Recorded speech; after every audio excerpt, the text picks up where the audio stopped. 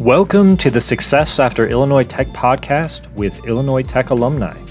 We're so happy you're here, and we cannot wait for you to be inspired by all these real-life stories of people that attended Illinois Tech, graduated, and found success.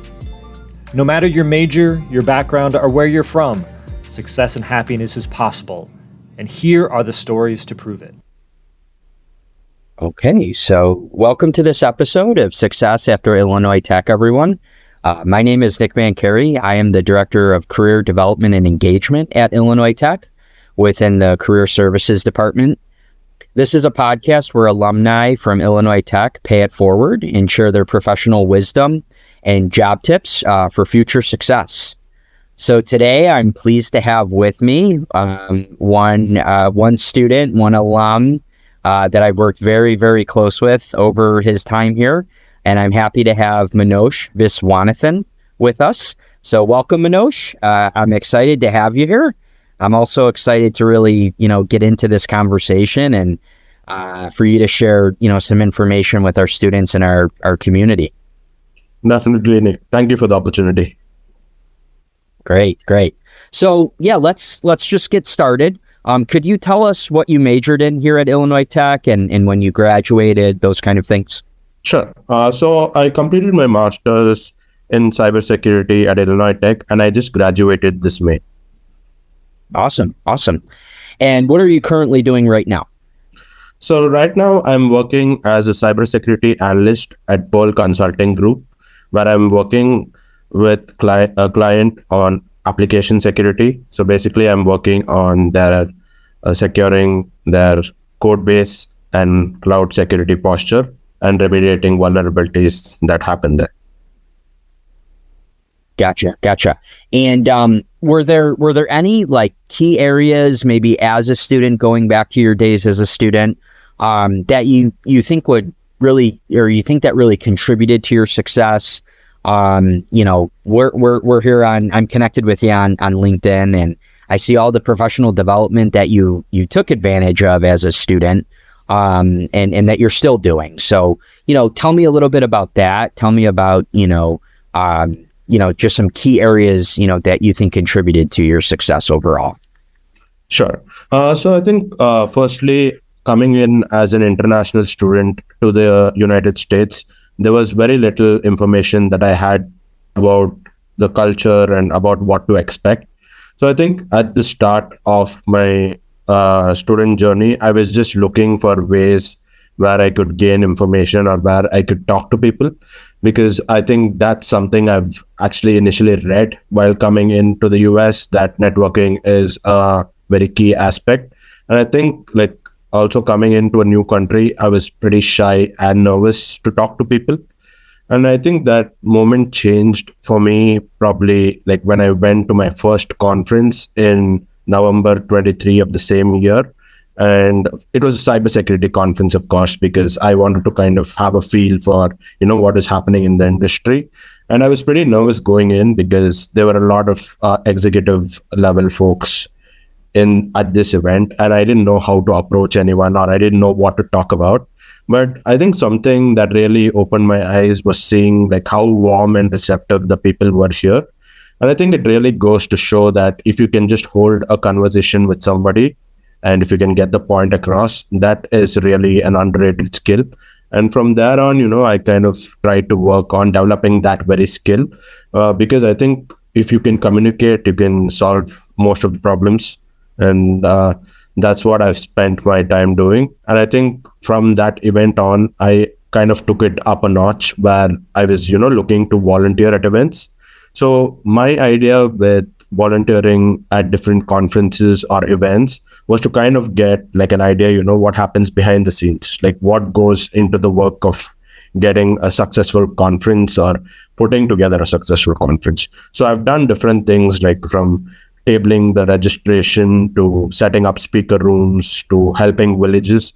And I think this is one dimension that a normal student who's just participating wouldn't see, is that how much goes into the process. And I think the effort that goes into it can really be put by people that are passionate about making the event a success. And I think it kind of goes to the fact that, you look for commonalities with people, right? Like, why do you talk to someone? Like, you have something in common. And it was great to see that during these events, I could see so many people so passionate about cybersecurity. And that really helped me learn a lot more about the field and about what to expect. Because when you are volunteering at events, all people want to know is like how you can help make it a better event. And I think it kind of opens up the conversation a little bit. And I think that was one area that I've really targeted, because I think a lot of students are more prone to, just focusing on their classroom work and being technically sound. But I think while that is great and while technical knowledge is fundamental, but I think you also have to learn how to share that information with people.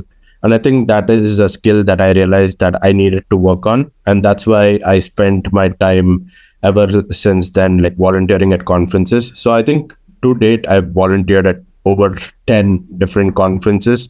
And I think that it's really opened up a lot of doors for me, because a lot of people are familiar with the fact that I just want to help them run an event. And it's like, that's why like people are so much more warm and receptive. And I think that's a key area that I would recommend any student to target, to kind of see like, how they can help make something better. Because I think that is what happens when you reach to a professional space. You're helping the company get better.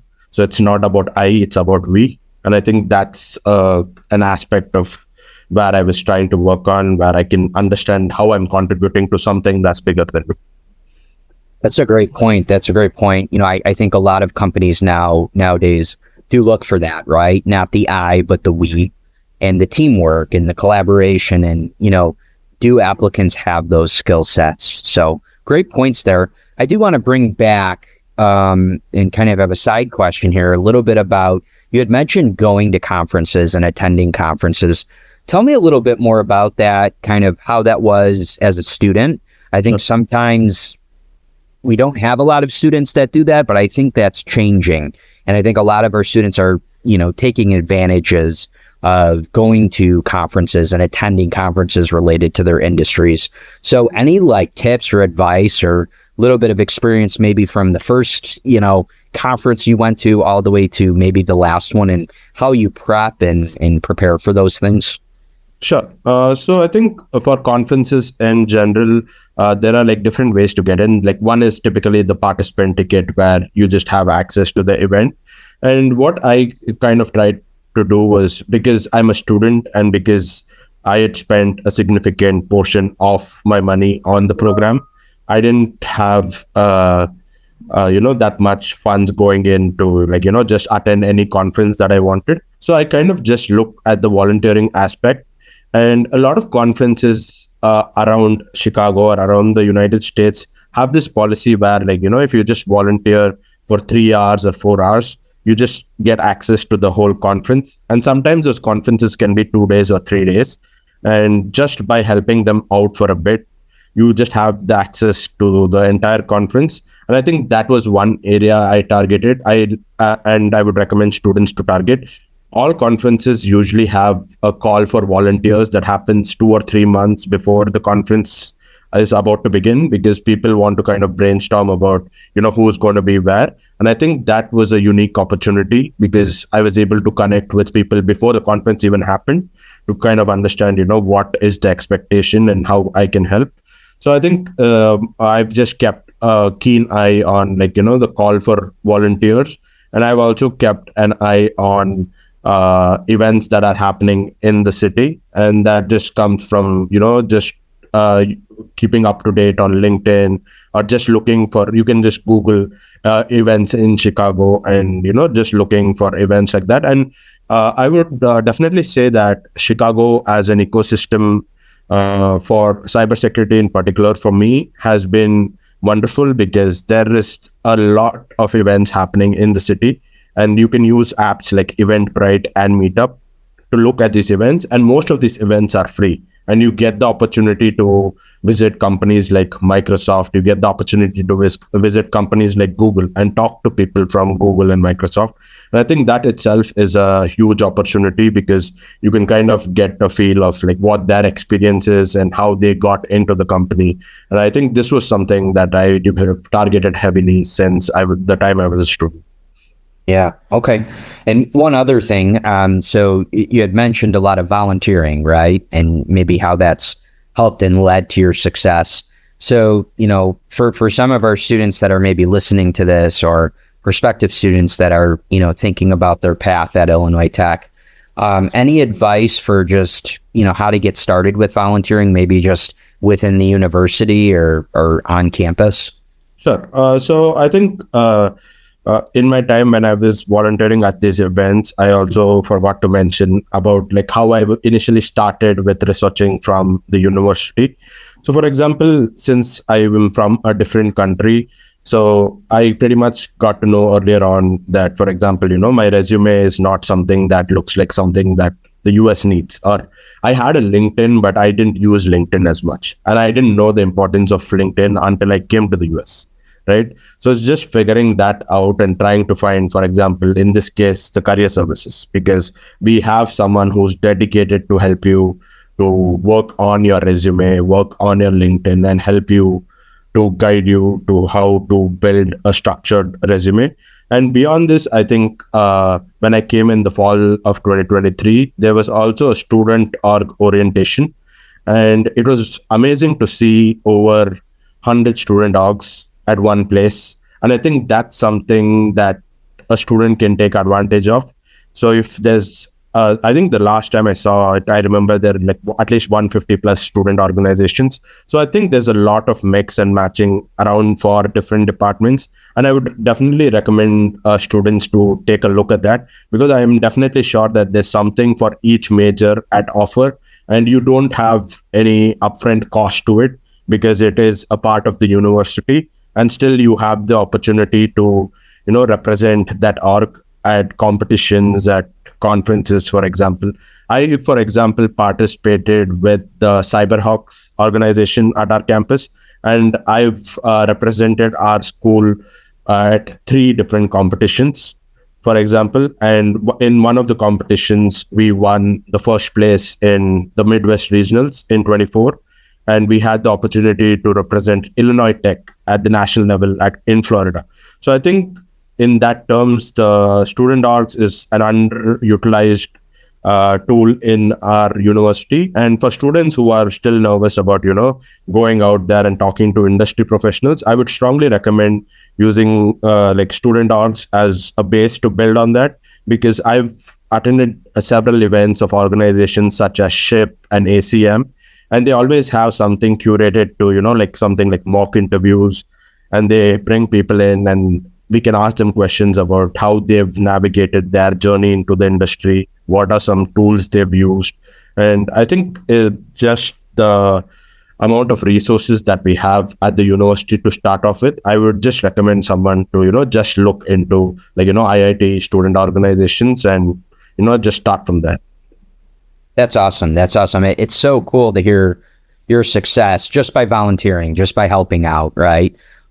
Putting in some extra time and effort outside of the classroom or outside of your busy life to do these things and to see those great results. So I love that. That's awesome. So really good to hear about, your specialty, what you're currently doing. Okay, Manoj, so tell us about your journey from being a student, any internship opportunities, experiences there, to where you're at now at PCG. Sure. So in terms of internships, I've been applying obviously like from the summer of 24 through spring 25. And finally in spring 25, I had the opportunity to intern at Toshiba as a product security intern. And there I had like a hands-on experience on some of the stuff that I'm working on in terms of application security and web app pen testing. And through the internship also, I was able to learn a lot about the demands of the industry in terms of vulnerability remediation. And I think since there, I kind of had a return offer to the company initially And just 2 weeks before I graduated, unfortunately, things changed and they couldn't proceed with the offer. And then since that happened, I've just been kind of trying to regroup myself and see, like, what are the skills that I've gained so far and how can I apply them to the roles, like to the opportunities that I'm looking for. And I think I've just kind of tried to tailor my resume in that sense to make sure that I'm a fit to the job description and my skills are matching what the job description needs. So I've had several interviews leading up to my role at Pearl where, the interview has gone well at one stage, but the next stage you get the response that unfortunately we're heading with another candidate. And I think this whole journey has, kind of just taught me to be patient with life, and and things will play out the way they play out, and all you can do is only you can give your best. And speaking of volunteering again, is how I got landed my role at Pearl Consulting Group. So I was volunteering at a cruise event, and this was the least certain place where you go looking for a job. But I had the opportunity to meet the CEO of the company on the cruise, and I was just talking to her about me graduating from Illinois Tech and completing my internship at Toshiba. And she asked me about, like, what are you doing currently? And I told her, like, I'm currently looking for a job, but in the meanwhile I do attend a lot of conferences. I've been part of a lot of cybersecurity competitions. And she was very fascinated by my journey, and she gave me an opportunity to interview at her company. And then fortunately, like, I was able to clear the interview and I was able to join her company 2 months later. So I think it just goes to show you the power of networking and building organic relationships, because the person who actually gave me a word of recommendation was someone I met like a year and a half ago.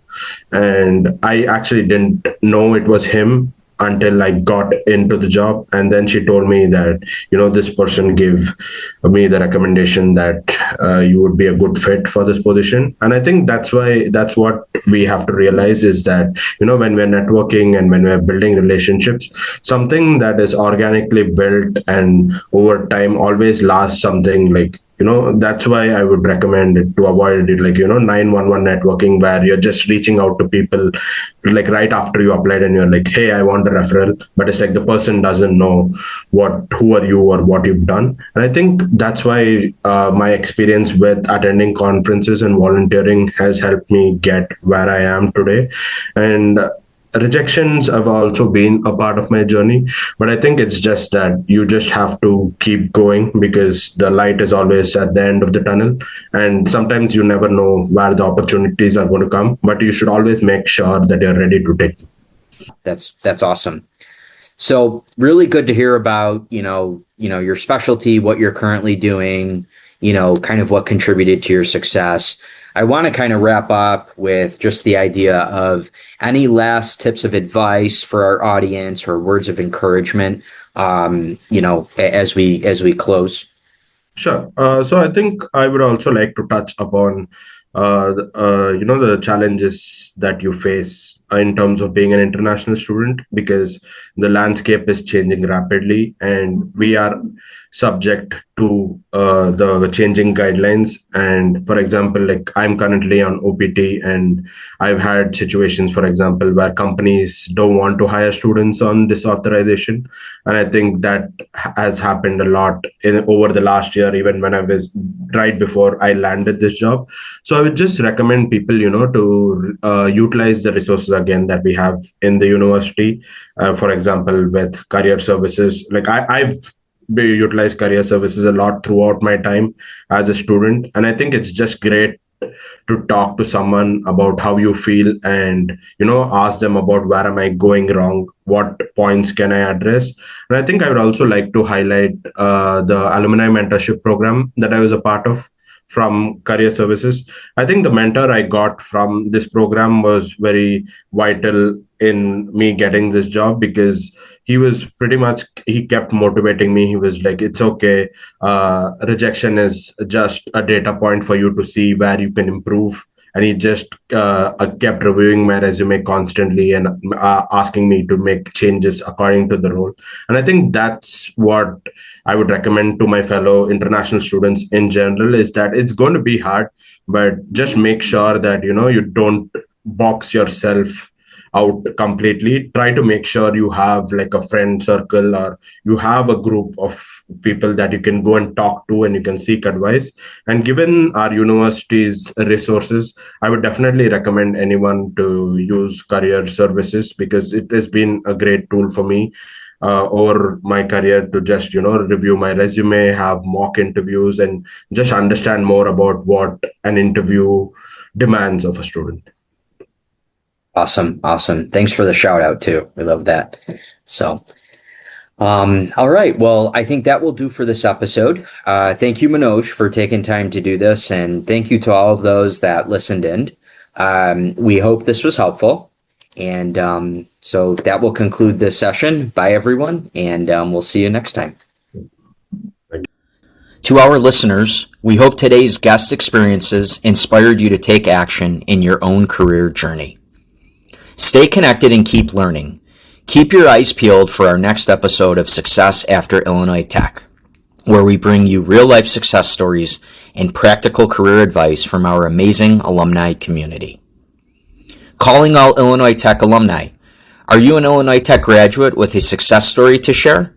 We want to hear from you. Reach out to share in future episodes and help inspire the next generation of Illinois Tech students. Your experiences and insights could be exactly what someone needs to hear. Current students, we want to hear from you. Drop us a comment and let us know what topics you'd like to hear in future episodes. What challenges are you facing? What industries are you curious about? Your feedback helps us create content that's truly about you. Don't miss out on more career resources. Subscribe and follow Illinois Tech Career Services on all our social channels, including LinkedIn, Instagram, X, and Facebook. Remember to visit Handshake and elevate.iit.edu for a wealth of career resources, job opportunities, and professional development tools designed for you. Until next time, keep building those relationships, stay curious, and remember, career success is possible, regardless of major, background, or where you're from. We're here to support you every step of the way. This is Success After Illinois Tech. We'll see you in the next episode.